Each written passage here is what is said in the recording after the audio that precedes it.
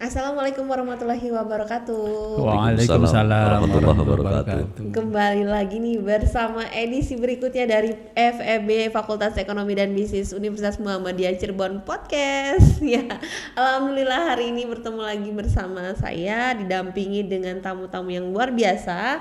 Yang pertama telah hadir di hadapan saya Bapak Dedi Fahrudin SEMSI selaku Kabid Koperasi dan UKM DKU KMPP Kota Cirebon. Iya, Assalamualaikum warahmatullahi wabarakatuh. Waalaikumsalam. Ya, telah hadir juga di sini sebagai pendamping saya dosen Pak Bapak Dekan, khususnya Dekan Fakultas Ekonomi dan Bisnis Universitas Muhammadiyah Cirebon, Bapak Dr. Asep Gunawan MSI. Selamat datang Bapak, temanin kembali Bapak. Assalamualaikum. Assalamualaikum. Bapak sehat Pak? Alhamdulillah, insyaallah. Pak, kita mau ngobrol-ngobrol santai nih Pak, terkait dengan UMKM di khususnya di Kota Cirebon. Kita bincang-bincang juga apa sih Pak yang bisa dibantu oleh Universitas Muhammadiyah Cirebon khususnya di Fakultas Ekonomi Pak, karena salah satu mahasiswa kami juga pengen fokus juga ya Pak ya, betul, karena kami di Fakultas Ekonomi dan Bisnis, jadi kami ingin melihat potensi UMKM dan apa yang bisa kami bantu untuk meningkatkan UMKM itu supaya naik kelas, intinya gitu Pak. Tapi sebelum ke sana mungkin Bapak selaku dari Kabid Koperasi dan UKM bisa menyampaikan dulu Pak, sebetulnya program-program apa aja sih Pak yang telah dilaksanakan di DKU KMPP Kota Cirebon ini, mungkin itu Pak. Ya baik, terima kasih Ibu Puspa. Ibu atau Mbak nih saya panggil ini? Ibu lah ya, Ibu. Baik, siap. Ya Pak Dekan. Ya. Selamat siang, salam sehat, alhamdulillah. Ya memang kalau kita bicara UMKM ini sepertinya UMKM itu sedang menjadi trending topik yang sangat senang untuk kita angkat untuk dibahas ya. Karena kenapa ya, memang UMKM kita akui mereka adalah bagian daripada, kalau dulu zaman-zaman kakek kita itu kan pejuang merebut kemerdekaan. Betul. Kalau sekarang UMKM juga pejuang, tapi pejuang ya pemulih, pengungkit, peningkat ekonomi negeri kita tercinta. Betul. Oleh karena itu ya alhamdulillah berbagai pihak banyak yang ingin berbicara tentang UMKM dan banyak juga yang mempunyai visi misi bagaimana para pelaku UMKM kita ini selalu meningkat dan sesuai dengan bahasa target di provinsi kita adalah UMKM naik kelas. Oleh karena itu tentunya kami haturkan terima kasih sebelumnya nih kepada pihak UMC, wabil khusus kepada Fakultas Ekonomi Bisnisnya ini yang bukan saat ini dari mulai dulu itu juga berpikir bagaimana cara mengembangkan pelaku UMKM. Hal tersebut tentunya sinergi yang sangat kami harapkan atas nama dinas. Ya atas nama dinas mungkin kami berkewajiban sesuai dengan tupoksi. Tupoksi, salah satu tupoksi kami adalah dalam rangka meningkatkan dan memberdayakan pelaku usaha mikro kecil menengah di Kota Cirebon. Kalau tadi terkait program-program yang sudah dilaksanakan, ya program-program sangat banyak. Yang diangan-angankan sangat banyak. Bagaimana tujuan utama adalah pelaku UMKM kita itu tadi naik kelas. Upaya-upaya yang telah dilakukan di samping peningkatan kapasitas berbentuk pelatihan, bimbingan teknis, intermediasi dengan lembaga keuangan yang saat ini yang lagi ngetren mungkin karena dari fasilitas Kementerian Keuangan, lembaga keuangan itu yang paling tepat sesuai dengan kemampuan pelaku UMKM itu terkait kredit usaha rakyat ya, itu karena sangat bermanfaat sekali. Kita intermediasikan kepada mereka bagaimana penguatan permodalan kepada pelaku UMKM yang sampai saat ini kalau kita baca di literasi di Google di mana itu salah satu kelemahan UMKM itu adalah lemahnya permodalan. Itu entah itu alasan klasik atau apa, tapi itu bagian daripada tentu yang bukti. Oleh karena itu salah satu program atau kegiatan yang kami lakukan itu adalah intermediasi kepada lembaga keuangan yang melaksanakan KUR, bagaimana tata cara memperoleh KUR dan lain sebagainya. Di samping tadi bagaimana peningkatan kapasitas kita lakukan yang sudah dilakukan karena sesuai dengan kekinian. Ya kalau dulu pelaku UMKM mungkin jualan itu keliling, Betul Pak. atau mangkal di mana-mana Ya memang ada hikmahnya dampak pandemi COVID itu ya, dengan kita bagaimana mensosialisasikan, pemanfaatkan HP kita berkolaborasi dengan dunia-dunia usaha lainnya. Misal kami kolaborasi dengan JNE, dengan Lazada, dengan banyak pihak-pihak, kita bersama-sama upayakan peningkatan kapasitas di bidang digital marketing. Itu diantaranya. Bagaimana HP ini menjadi gudangnya produk UMKM, bagaimana HP ini menjadi pusat transaksinya, sarana promosinya dari pelaku UMKM. Nah itu kita lakukan seperti itu secara perluasan pasar melalui dunia maya. Di samping itu juga dalam rangka perluasan pangsa pasar juga, alhamdulillah mungkin di negeri kita, kalau saya berani di negeri kita baru ada yang namanya mall yang isinya adalah produk-produk pelaku UMKM. Iya, itu khusus pelaku UMKM itu mall UKM. Mall UKM ya memang secara fisik tempat kami itu seperti mall. Walaupun itu bagian daripada konsep grand design pemberdayaan UMKM khususnya di Kota Cirebon. Walaupun mall UKM sendiri juga isinya itu tidak hanya produk-produk pelaku UMKM di Kota Cirebon, se-Ciayu Majakuning, se-Jawa Barat, bahkan ada yang dari Palembang di mall UKM itu. Ya. Jadi boleh ya se-Indonesia? Boleh se-Indonesia. Boleh menjadi galeri. Nah, jadi mall itu adalah singkatan, ini Pak Kadis kita ini yang luar biasa, melayani Anda lewat layanan UKM. Luar biasa. Iya. Pak Kadis itu luar biasa. Pak Kadisnya luar biasa. Nah itu. Jadi bagaimana kita dengan sandingkan dengan program Smart City di Kota Cirebon, salah satunya adalah ketika kita tembak smart ekonomiknya itu adalah digitalisasi KUKM, koperasi dan usaha mikro kecil menengah. Jadi melayani Anda lewat layanan. Bagaimana para pelaku UMKM itu dapat melayani konsumennya secara cerdas. Nah, itu poin pentingnya di situ. Oleh karena itu ketika secara cerdas, kapasitas kualitas SDM kita perlu tingkatkan melalui pelatihan, bintek dan lain sebagainya. Untuk memasarkannya kita siapkan galeri UMKM yang ada di mall UKM. Di samping juga kita fasilitasi kegiatan bajar-bajar, pameran-pameran. Itu mungkin Mbak yang sudah kami lakukan dalam rangka upaya peningkatan kapasitas dan pengembangan usaha UMKM. Ya. Jadi tadi Bapak katakan bahwa selintas mengatakan digitalisasi. Jadi yang lain itu masih baru Pak di sini itu untuk melangkah kepada digitalisasi. Ternyata UMKM Dinas Koperasi dan UMKM Cirebon itu udah lebih dulu ini. Ya. Jadi untuk mempelopori bahwa ini ke depan itu digitalisasi menjadi salah satu cara mengembangkan UMKM. Itu kenapa itu kok bisa lebih dulu gitu kan dibanding yang lain gitu? Mungkin wah ini terlalu mengkultuskan, kami juga sepertinya mengadop dari silaturahmi terdahulu dengan teman-teman UMC mungkin diantaranya bagaimana kan ada diskusi setelah diskusi sebelumnya dan sebelumnya itu sebetulnya ini kami juga ketika membahas tentang bagaimana sasaran di smart ekonomi digitalisasi. Kalau tidak salah saya dulu pernah ngobrol dengan teman-teman dari UMC ketika saya di Dekis di IGOP, layanan IGOP ya.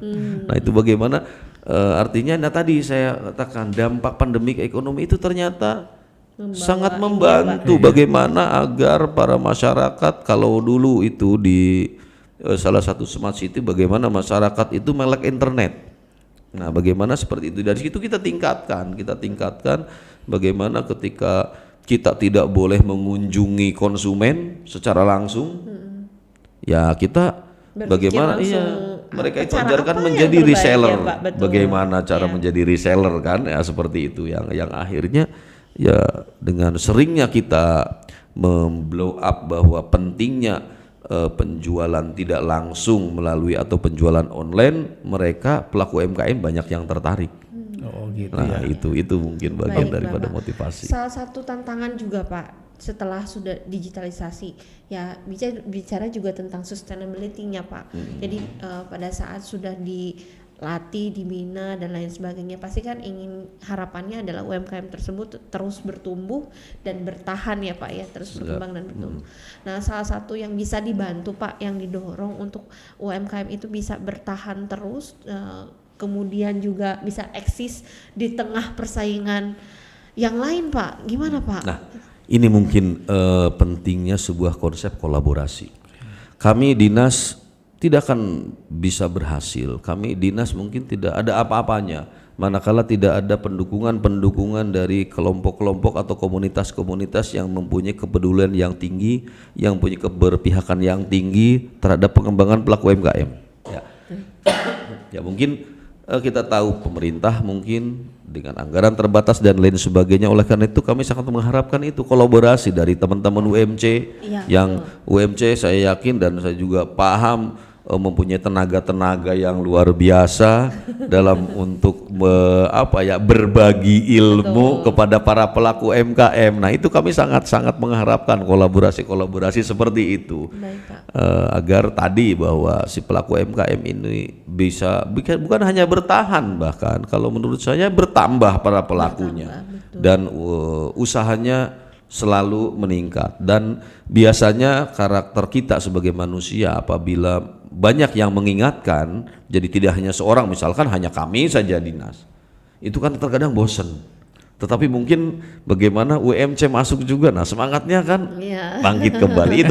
Jadi kami sangat berharap kolaborasinya gitu. Boleh Pak. Betul Pak. Jadi di kami juga ingin mengembangkan di Fakultas Ekonomi sendiri, sudah ada di UMC itu sudah ada inkubator bisnis. Kita memulai Pak, kita memulai ada inkubator bisnis sehingga diharapkan pojok bisnis yang di sana juga Pak di ujung sana itu sudah membuka usaha kecil-kecilan seperti itu kan, tapi mungkin produknya yang kita bina adalah memunculkan tadi Pak, memunculkan jiwa dari mahasiswa itu untuk bisa memulai masuki dunia UMKM, belajar dulu ke sana gitu Pak, karena ternyata kalau ditekuni kan saya rasa UMKM bisa menjadi sesuatu yang serius. Bahkan tadi seperti Bapak bilang bahwa UMKM itu menjadi penopang ya Pak. Iya. Penopang, pengungkit, pemulih. Luar biasa gitu. Baik, berarti itu ya Pak. Ya, dari kita untuk membantu tadi ya, untuk ada sustain dan lain sebagainya, termasuk katakanlah untuk menaikkan tadi kan kitanya supaya naik kelas lah. Naik kelas itu diantaranya ada problem tadi di UMKM itu berkaitan dengan pendanaan.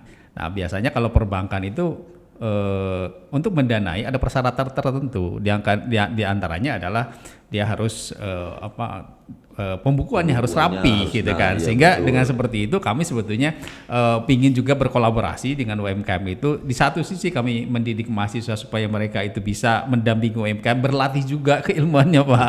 Betul. Dan di sisi lain juga nanti UMKM kan kalau sudah datanya sudah bagus gitu kan, baik buat perbankan atau untuk juga nanti dengan tadi pajak juga pihak-pihak lain itu juga kalau sudah rapi kan lebih bagus tuh Pak ya. Nah itu juga kami sebetulnya menyiapkan itu Pak untuk kerjasamanya. Jadi mahasiswa diharapkan untuk mendampingi para UMKM itu salah satunya diantaranya adalah untuk pembuatan laporan keuangan yang rapi gitu kan, sehingga memudahkan juga baik pihak-pihak lain termasuk pemerintah dan lain sebagainya yang akan mendanai gitu kan. Jadi tahu betul ini sebetulnya kekurangannya apa, apakah di permodalan dalam konteks uang atau permodalan dalam konteks misalkan yang lain, networking dan lain-lainnya gitu ya. Iya. Atau ya betul, salah satu permasalahan kenapa pelaku UMKM itu belum bisa mengakses. Ya tadi kalau memang persyaratan seperti itunya relatif tidak terlalu Cuma kan ketika lembaga keuangan perbankan lainnya yang akan memfasilitasi nilainya yang lebih besar nah itu ternyata hambatannya itu kalau dikatakan oleh teman-teman perbankan itu belum bankable. Belum bankable. Mereka kriterianya tadi karena si pelaku UMKM tidak atau belum memiliki catatan atas transaksinya.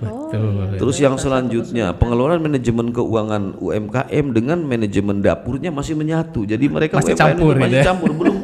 Bahkan ketika ditanya kita Bapak keuntungannya berapa, 500.000 per hari. 500.000 itu sudah menghitung gaji Bapak tidak, gaji Ibu tidak, atau gaji anak yang terlibat tidak? Oh tidak, itu keuntungan. Nah Itu sementara kan seharusnya itu kan terpilah ya. Iya. Kita pemilik, ya kita profesional dong harusnya. Berapa gaji saya setiap hari? Nah itu hal-hal seperti Iya, itu belum ada di benak. Oleh karena itu saya setuju.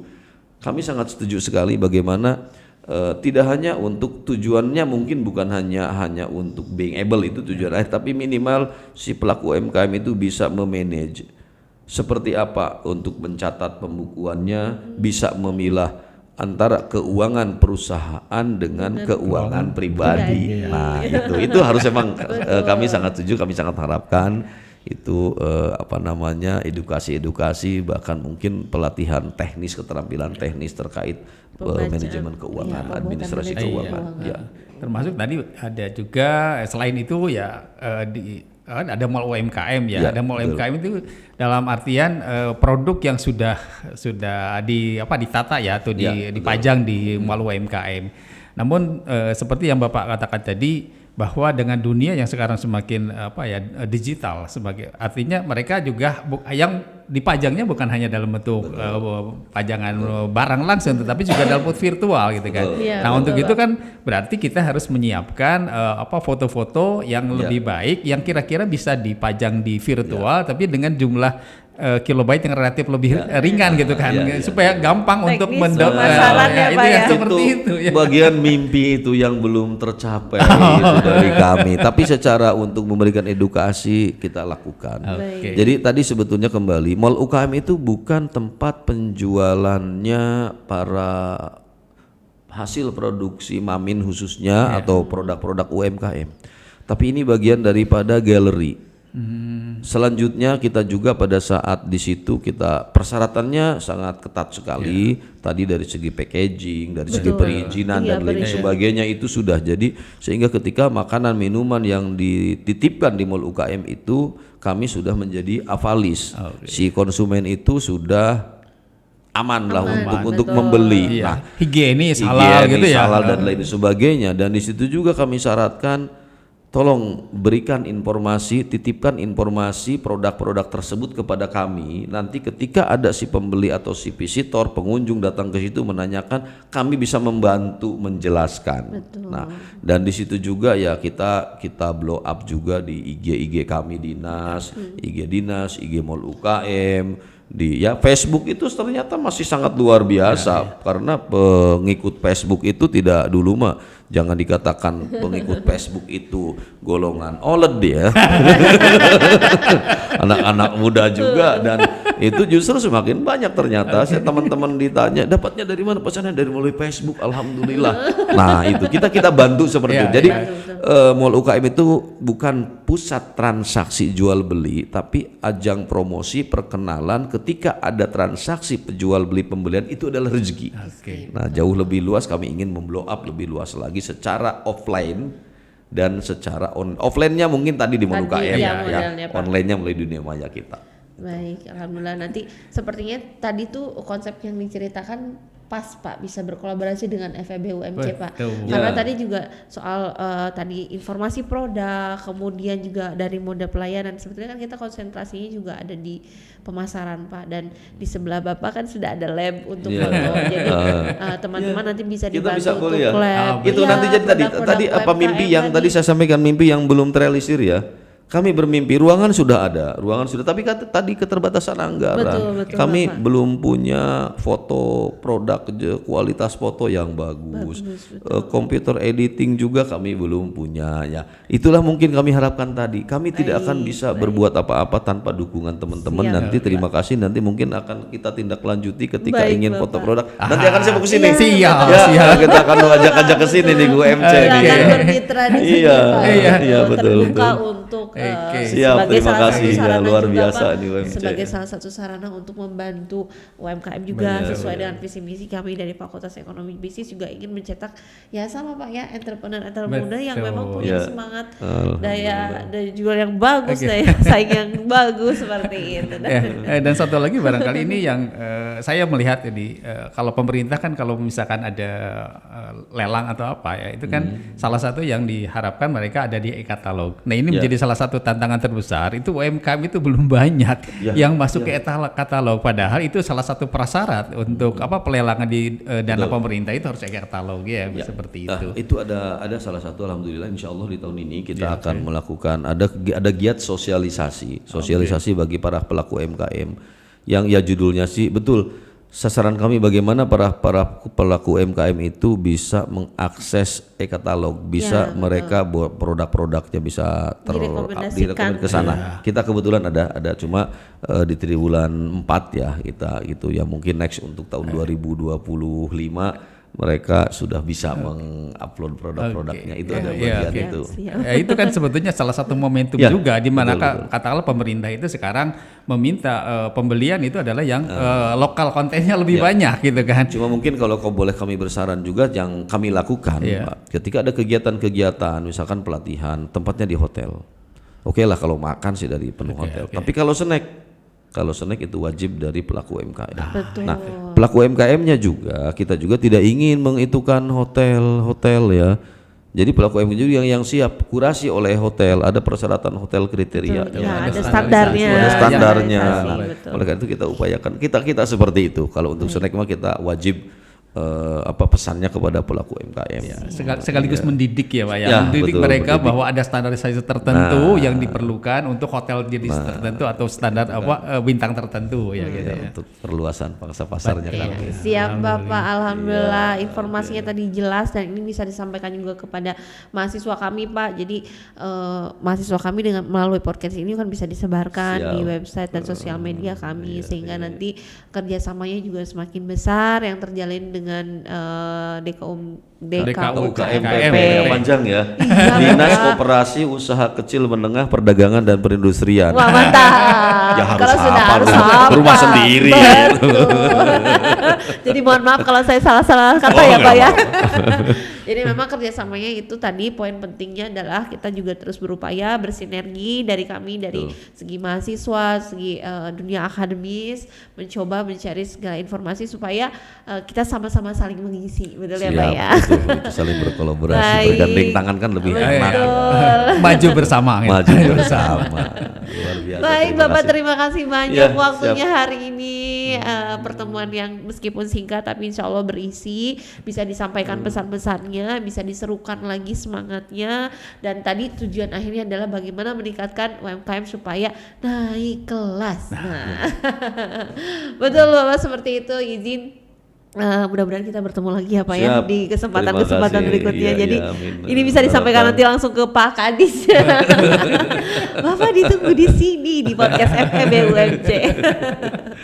Baik, mungkin itu saja yang bisa kami sampaikan untuk edisi podcast FEB kali ini. Terima kasih kepada Bapak Dedi yang telah hadir mewakili Pak Kadis hari ini. Semoga bisa bertemu lagi Pak Dekan. Kita bertemu lagi di episode yang podcast berikutnya. Siap, terima kasih. Wassalamualaikum warahmatullahi wabarakatuh. Waalaikumsalam warahmatullahi wabarakatuh. Pak, izin ada statement ya Pak, boleh?